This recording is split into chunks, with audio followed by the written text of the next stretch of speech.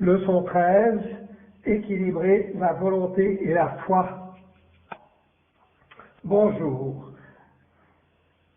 Maintenant que vous comprenez le principe d'équilibrer l'amour avec la sagesse et d'équilibrer la sagesse avec l'amour, je voudrais passer à un équilibre plus fin, plus subtil, spécialement avant que l'on passe au cours de l'émancipation 3. Je voudrais que vous ayez une image claire de la différence entre la volonté et la foi, parce que on m'a posé beaucoup de questions au cours des années à propos de je veux créer ma réalité ou placer certaines intentions où j'ai une certaine vision pour moi-même. Pourquoi est-ce que cela ne se produit pas? À un certain point, il me semble que j'en fais trop, que j'essaye trop fort et que cela ne marche plus. Il s'agit d'un déséquilibre avec trop de volonté. Le soi personnel veut trop prendre soin des choses qui sont déjà arrangées, déjà organisées et qui vont se produire au moment parfait de votre expérience grâce à l'esprit supérieur et au soi supérieur. Mais si nous utilisons trop de volonté pour faire marcher les choses, nous allons nous épuiser et nous n'allons pas avoir la sagesse suffisante pour être vraiment ce que nous sommes et laisser couler les choses pour nous. Ceux qui ont un déséquilibre avec trop de foi ont plutôt l'air d'être des victimes. Ce sont les victimes spirituelles, peut-on dire. On les retrouve souvent dans les églises ou dans les monastères. Beaucoup des enseignements traditionnels créent une sorte d'endoctrination où l'attitude est toute chose dépend de Dieu ou d'Allah ou du Christ. Ce qui signifie, je n'ai pas besoin de participer à ma vie parce que tout est déjà prédéterminé, prédestiné de toute façon. Ainsi, je ferais mieux d'accepter tout ce qui se présente et des choses telles qu'elles sont. À mes yeux, c'est un déséquilibre avec trop de foi. Ce n'est pas la vraie foi, la foi complète. De même que trop de volonté n'est pas la vraie volonté, la volonté complète. Ou trop d'amour n'est pas le véritable amour, de même que trop de sagesse, une sagesse extrême, déséquilibrée, n'est pas la véritable sagesse. Accumuler le libre arbitre et l'équilibrer avec la foi. Pour accumuler beaucoup de libre arbitre, en anglais c'est free will, c'est libre volonté, d'intention et de pouvoir, afin de maîtriser ce libre arbitre spirituel, nous devons régulièrement l'équilibrer avec la foi. Et afin de bien comprendre ce qu'est la foi, d'expérimenter l'unité, l'union, le samadhi, que nous pouvons expérimenter grâce à la foi, nous devons aussi accumuler plus de libre arbitre. La foi et la volonté vont main dans la main, comme l'amour et la sagesse qui ont besoin l'un de l'autre. La volonté, c'est où, à partir de mon état présent de conscience et de mon sens d'identité, j'ai l'intention de quelque chose. Peut-être que j'ai une vision excitante. Peut-être, par la foi, que j'ai une vision excitante et que je veux participer à cette vision. Ainsi, je commence à faire des choses pour créer cette vision, je commence à visualiser ou je commence à avoir des intentions. Lorsque l'intention est mise en place, c'est très bien parce que je participe. Je deviens responsable vibratoirement pour ma participation et ma capacité de recevoir la réalité que j'ai téléchargée. Je fais cela en m'ouvrant, ce qu'on peut généralement appeler la foi. Le soi inférieur s'ouvre à l'inspiration du soi supérieur, au guidage du soi supérieur. Ça, c'est la foi. Il s'agit de lâcher prise, il s'agit de faire confiance. Lorsque nous avons des plus grandes visions, parce que nous élevons notre fréquence et nous ouvrons à la foi, nous pouvons élever notre fréquence encore plus en participant. Mais nous devons faire cela de la façon appropriée, de la façon équilibrée. Bien sûr, la seule manière d'apprendre cela est parfois d'être déséquilibré. Ainsi, c'est OK d'être déséquilibré. Ne soyez pas trop dur avec vous-même, mais faites attention lorsque vous êtes déséquilibré. Trop de volonté par rapport à la foi. Ce que la volonté décrit, c'est où vous êtes en termes de votre sens actuel de « je suis un soi », « je suis ici » et le monde est là-bas. Il y a beaucoup de degrés d'expansion dans ce sens de l'identité. À mesure que vous allez continuer votre voyage, votre sens du soi va devenir plus vide, plus transparent, plus étendu, plus clair et plus équilibré. Ainsi, le libre arbitre ou la volonté, parce qu'elle n'est pas toujours libre, elle n'est pas encore toujours libre, décrit l'intention de ce je à partir de son état présent d'identité et de conscience de créer quelque chose. En résumé, c'est la description de la volonté. J'essaye ou je désire créer quelque chose et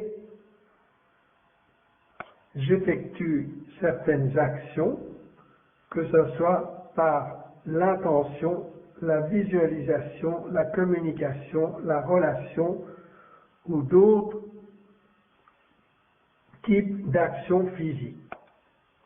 Je veux que quelque chose se produise d'une certaine manière. Je participe. Mais cette participation vient trop du sens de l'identité. Lorsque le sens de l'identité oublie qu'il a besoin de continuellement s'ouvrir à ce qui est plus grand que lui, alors la volonté perd le contact avec la foi, avec le lâcher-prise ou avec la conscience, ou avec la confiance, pardon. L'esprit physique essaie alors de prendre des devoirs ou des activités qui ne peuvent jamais être accomplies par la volonté à ce niveau particulier d'identité. Le cerveau, par exemple, n'est pas étudié pour accomplir des tâches qui impliquent des chronologies parallèles, des réalités parallèles et des probabilités du futur. Ce domaine appartient ou peut être accompli de façon appropriée à partir du point de vue de l'esprit supérieur non physique. Nous avons peut-être une vision qui est inspirée par notre esprit supérieur non physique. peut être un exercice ou une pratique de la foi, ou simplement parce que nous sommes dans un état réceptif de relaxation où la volonté n'essaye pas trop fort de devenir quelque chose. Alors, l'esprit physique devient très excité à propos de cette vision et veut l'exécuter. Et il veut faire cela maintenant, et il veut que les résultats se produisent d'une certaine manière. Et la volonté commence à insister. Elle oublie qu'à ce moment-là, elle s'est réduite à une version inférieure d'elle-même. Elle s'est condensée, cristallisée, et elle est devenue plus dense qu'elle a besoin d'être. Elle est devenue plus statique, moins flexible, moins intuitive et moins ouverte. Et alors, il devient fastidieux de passer à l'action. Trop de foi par rapport à la volonté. Par opposition, un déséquilibre de la foi serait une personne qui est tellement fatiguée de sa vie où elle essaie de faire des tas de choses qu'elle jette tout par la fenêtre. Cela peut être très puissant pendant une période, mais cela ne doit pas être adopté comme une philosophie pour le reste de sa vie. Dans la plupart des cas, il peut toutefois y avoir des exceptions.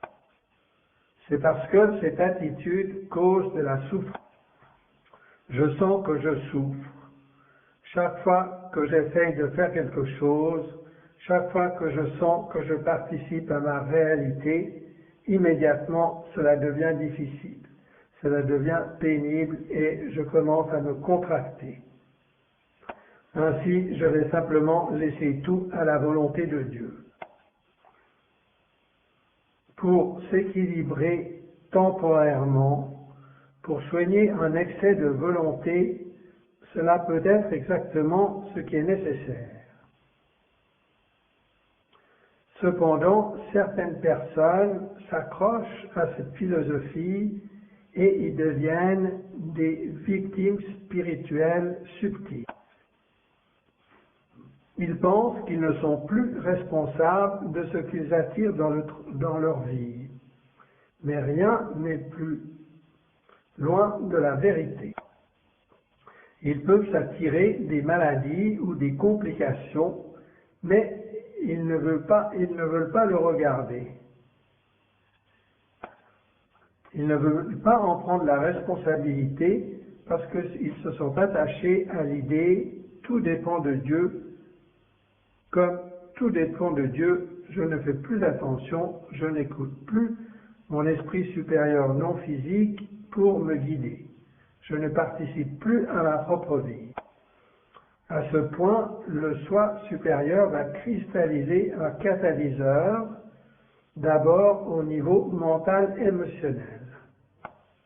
Et cela, la personne ne le regarde pas parce qu'elle pense que tout dépend de Dieu, alors qu'elle ne doit pas participer à sa vie d'aucune manière. Le catalyseur, alors, se transfère dans les circonstances du corps physique. Même à ce point, beaucoup de gens qui sont en déséquilibre par rapport à la foi vont penser, oui, bien, c'est la volonté de Dieu. Mais la volonté de Dieu, c'est que vous fassiez attention et que vous commenciez à participer, à équilibrer la volonté et la foi. Cela ne veut pas dire que vous allez devenir focalisé sur le fait d'être l'acteur de votre vie.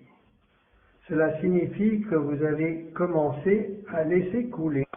Cela veut dire que vous comprenez que si des visions vous sont données, vous pouvez immédiatement poser une intention et vous pouvez mettre en place des actions d'une façon excitante.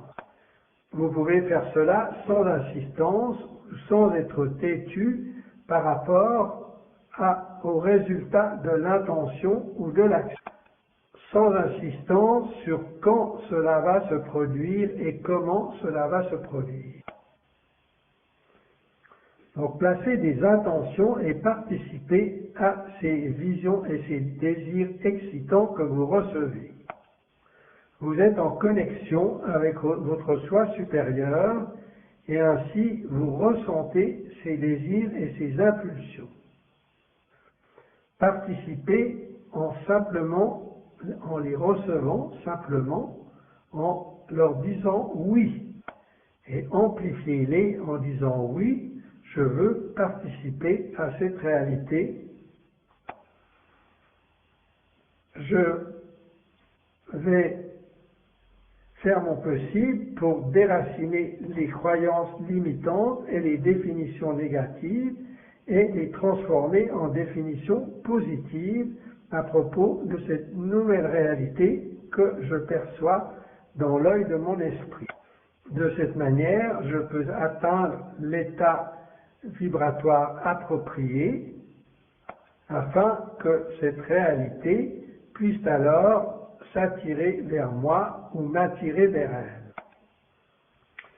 Et alors, je peux faire cette expérience pendant une certaine période avant de passer à quelque chose de plus étendu et à quelque chose de plus rempli avec l'étude et l'expansion.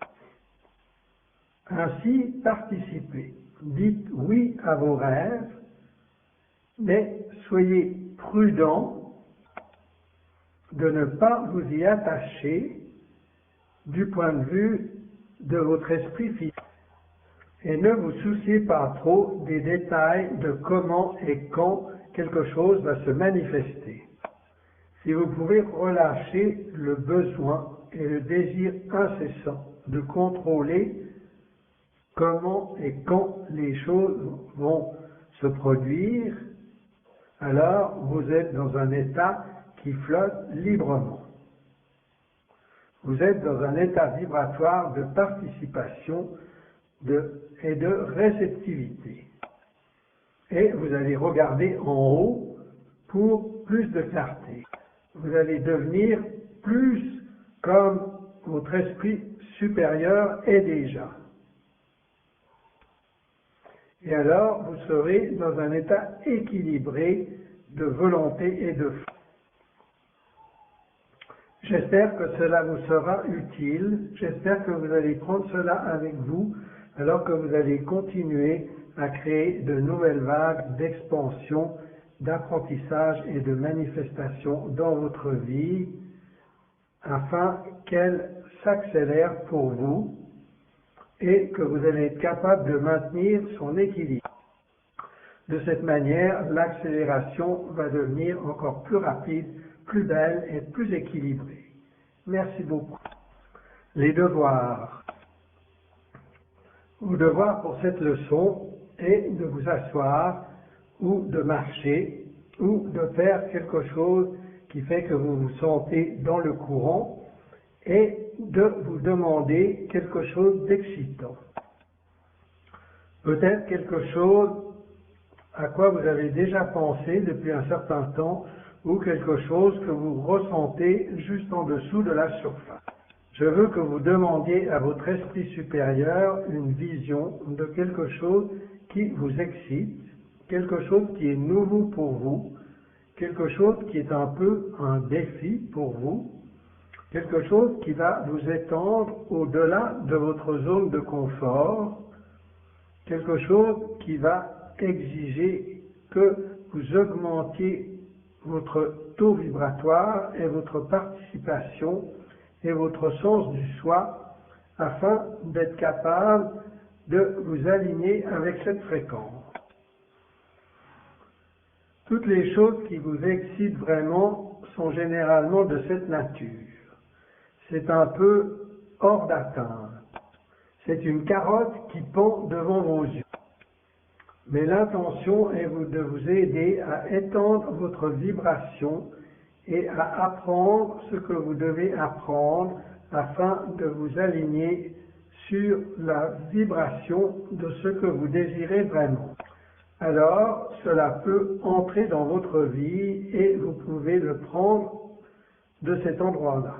Et alors, vous pouvez vous étendre encore plus avec la prochaine inspiration la plus excitante à laquelle vous avez accès. Ainsi, demandez quelque chose d'excitant. Pensez à quelque chose d'excitant. Ressentez comment cela vous excite et voyez comment cela élève votre fréquence. Peut-être que vous avez une croyance limitante qui parfois se contracte un peu, ce qui fait que vous avez des doutes. Cela ne fait rien. Trouvez une belle vision d'une façon équilibrée que vous soyez capable d'atteindre et qui vous excite. Ne choisissez pas quelque chose de trop facile, quelque chose comme « oh, mais ça, c'est déjà le cas ».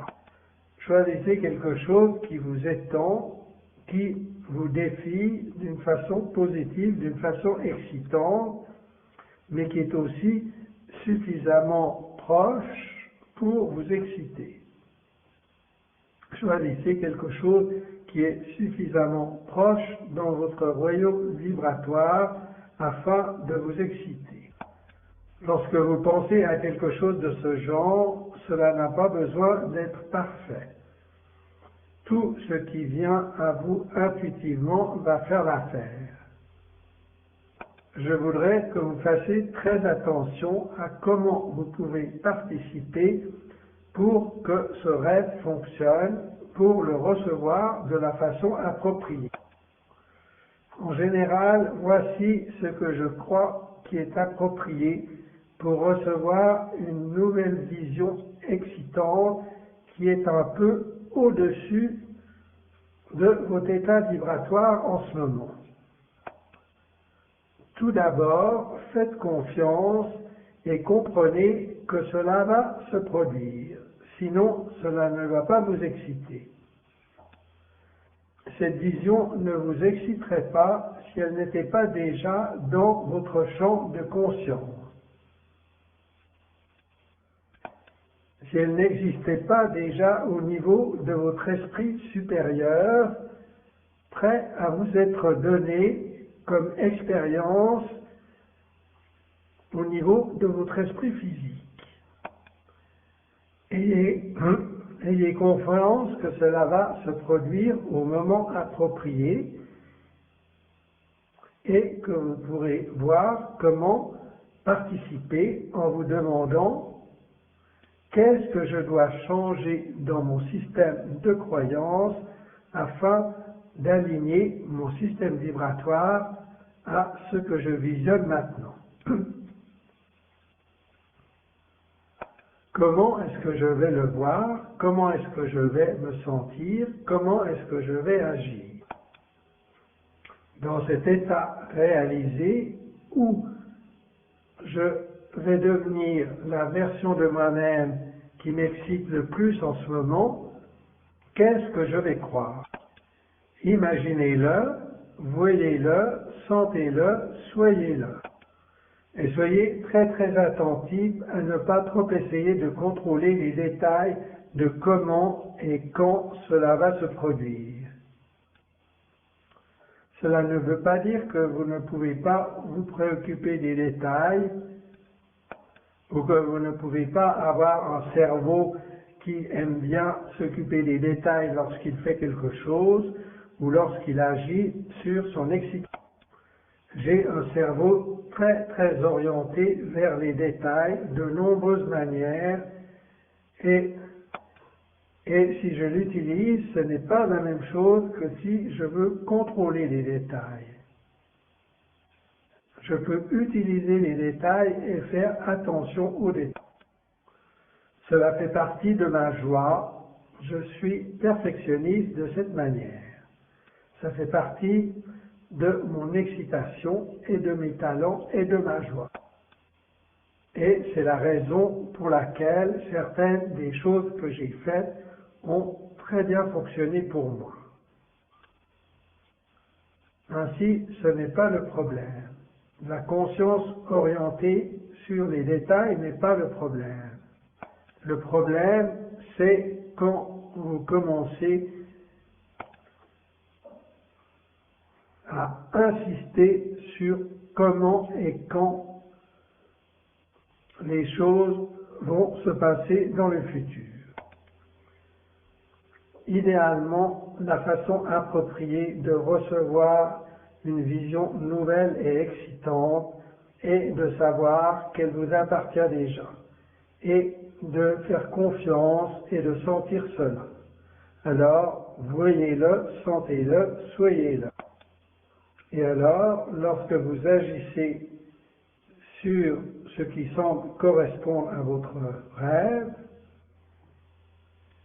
lorsque vous augmentez votre état vibratoire, en observant les croyances qui ne correspondent pas à cette nouvelle vision de vous-même, n'insistez pas sur les détails qui sont orientés vers le futur. Vous recevez cela maintenant. Votre esprit physique est conçu seulement pour connaître le maintenant et pour utiliser le passé pour évaluer le maintenant. Vous allez vous trouver dans un état équilibré si vous recevez cela avec joie et dites oui à cette nouvelle vibration. Soyez à la hauteur du défi.